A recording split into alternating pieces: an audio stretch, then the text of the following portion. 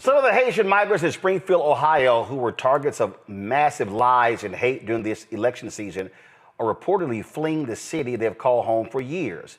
Fritznel Octave is the Haiti editor of the Haitian Times. He joins me now from Kissimmee, Florida. Glad to have you here on the show, Fritznel. What are you hearing? So, is this actually happening? We saw these news reports that they are leaving because they feel it's unsafe. What's your understanding? Well, and thank you for having me. Normally, based on what had transpired in the election season, all these false claims and Haitians living in Ohio on the edge. So regardless of the status, the vast majority of them, they are legally living in the city. But they don't really know exactly what to make of what's going to happen with the incoming Trump administration policies on immigration. So some of them already looking to relocate to across America in different cities where they can find jobs, because they left Haiti just most of it because of the situation on the ground in Haiti, the insecurity caused by gang violence and all that, and coming here thinking that they will be well received because most of them come in on the federal programs, humanitarian parole, or some of them to other programs. But instead, this is what they've been facing now. So some of them are fears. It's not that they're massively leaving, like some report subject, but some of them effectively leaving. So you are hearing that they are leaving, looking to go to other places in the United States as a result of them constantly being under attack by Donald Trump, J.D. Vance, and right-wing MAGA Republicans.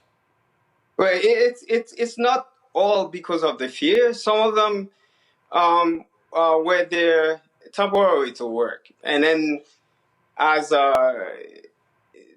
say the work, maybe they find a better opportunity somewhere else, and then they know what's going on with the city. Well, in light of all these things that happened, a couple of months ago, so they prefer to just find a place somewhere else. But some of them are leaving exactly because they're not sure what's going to happen to them with the mass deportation narrative. Gotcha. And so, go ahead. I would say based on the reporting, it's most people still stay put, and they believe in the system. The system kind of, because they know they're there legally.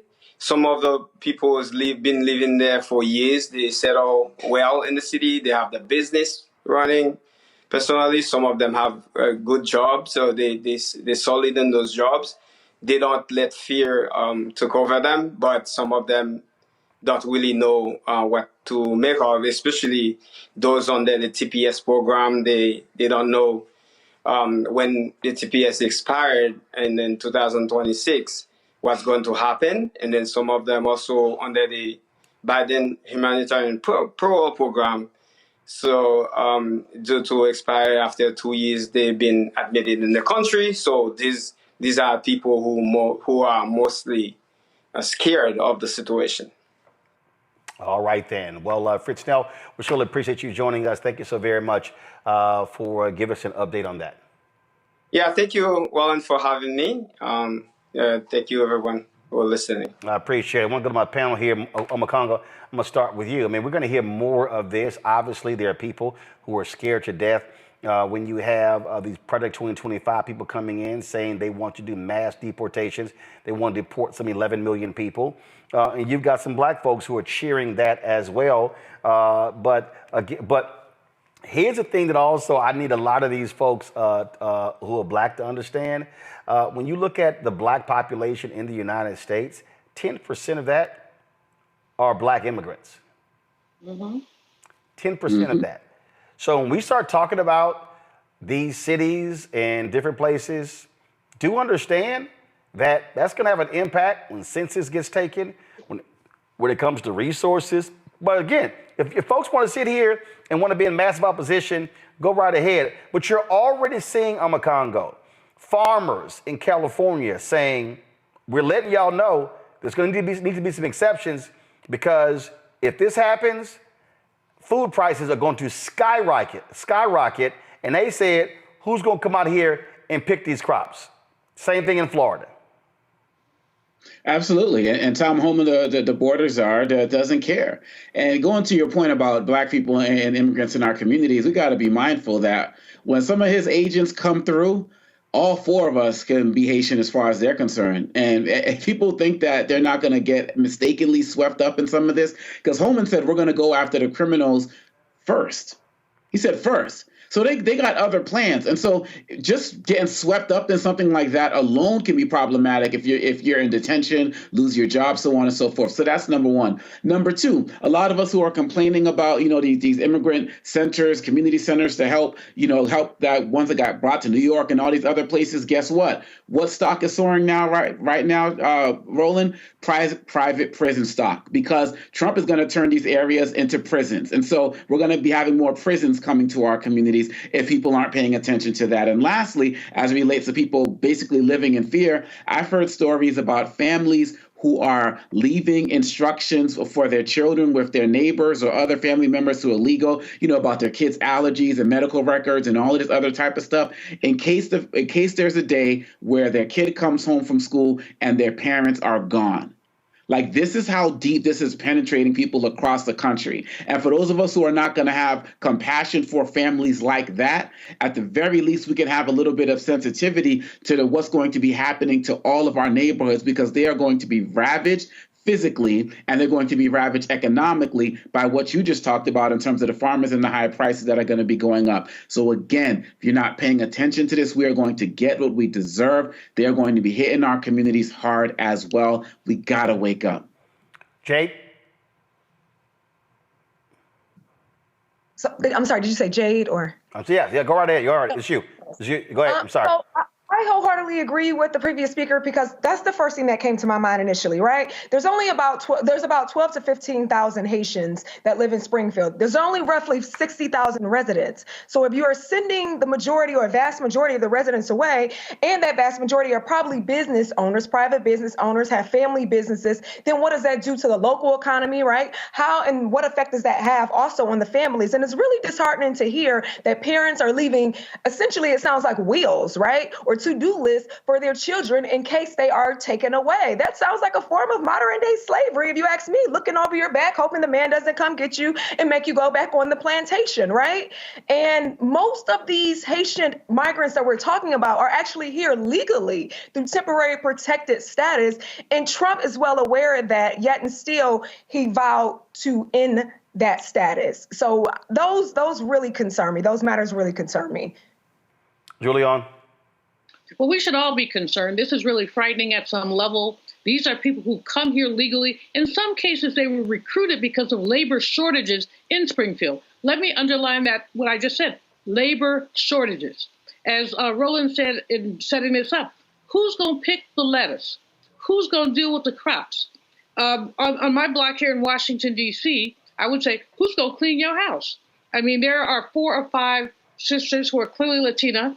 I don't know anything about their status, but they have their little cars and they come with their supplies and go to people's houses to clean them. Will they be subject to something? Many of the waiters in this neighborhood are Latino. Will they be subject to something? Basically, we should all say all together now, we told y'all the incoming president made a strong case a flawed case, but a strong one, that he could control the economy. Everything that he has proposed to do is inflationary, removing either legal or illegal immigrants from this country precipitously is inflationary. Building more prisons is inflationary.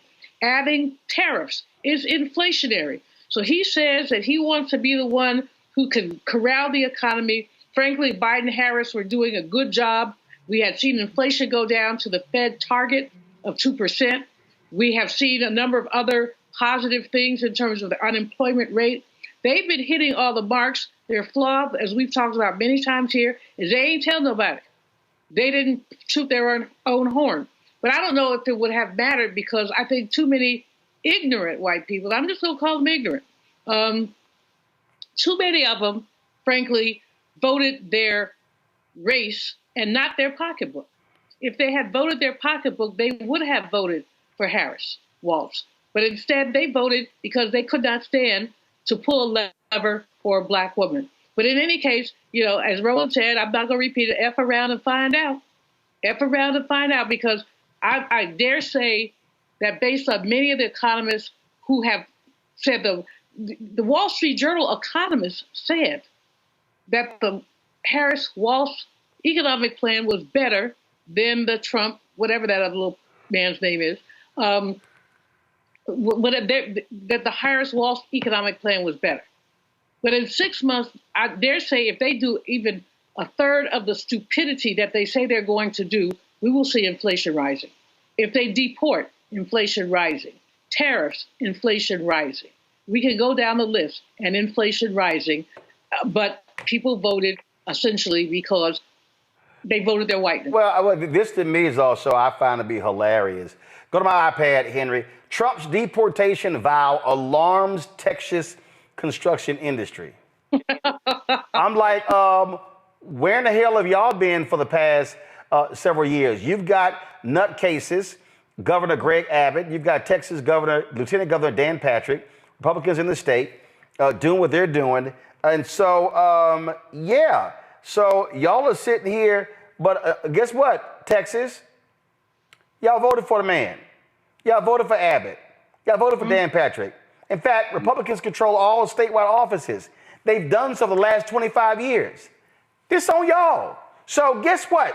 If the Texas construction industry, let's say, just crashes, again, I'm gonna play Scarface's No Tears. If it crashes in California and Florida, guess what? Knock yourself out. I'm not gonna sit here and say a word. Y'all voted for this. And this is an example of y'all wanted truly FAFO. Y'all wanted to go here, go right ahead. Go right ahead. And so if all of a sudden y'all can't figure out who's gonna be cleaning hotel rooms, who's gonna be working in sweeping floors in hospitals and in schools and stuff like that, I'm just letting everybody know this how I'ma look the next 4 years.